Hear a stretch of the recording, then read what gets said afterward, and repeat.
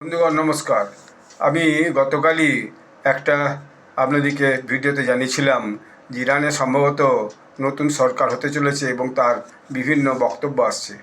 গতকাল দেখা গেল আবার ইরানের যিনি বহিষ্কৃত ক্রাউন প্রিন্স রিজা পল্লবী তিনি একটা নতুন অ্যানাউন্সমেন্ট করেছেন, অর্থাৎ আগামী দিনে সরকারের কী রূপরেখা হবে সেই রূপরেখাটা বলেছেন এবং কয়েকজন যে সেই কমিটিতে থাকবেন, জাস্টিস কমিটি, অর্থাৎ ইরানে ক্ষমতা পরিবর্তনের পর যে ট্রানজিশন সরকার হবে তার যে প্রাথমিক কাজ হবে সেটা নিয়ে ঘোষণা করেছেন। সেই ঘোষণাটা আমরা শুনুন, তারপর আমি একটু বলে দিচ্ছি।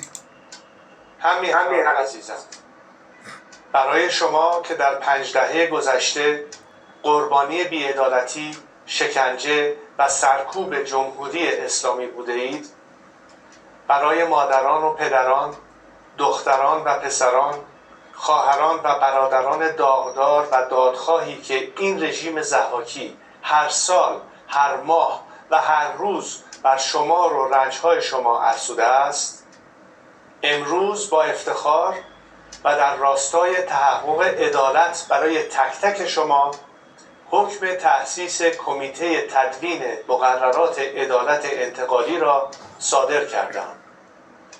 این کمیته مأمور تدوین مقررات یک دادگاه و یک کمیسیون حقیقتیاب خواهد بود. اعضای این کمیته ایرانیانی متخصص و با تجربه از 4 نسل متفاوت هستند: دکتر شیرین عبادی، آقای ایرج مصداقی، دکتر لیلا بهمنی و دکتر افشین الیان. ریاست این کمیته را خانم عبادی پذیرفتند. همچنین شماری از برجسته‌ترین حقوقدانان بین‌المللی به عنوان مشاور این کمیته را یاری خواهند داد.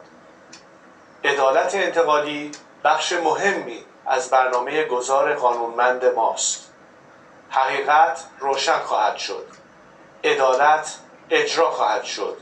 نور بر تاریکی پیروز خواهد شد. پاینده ایران.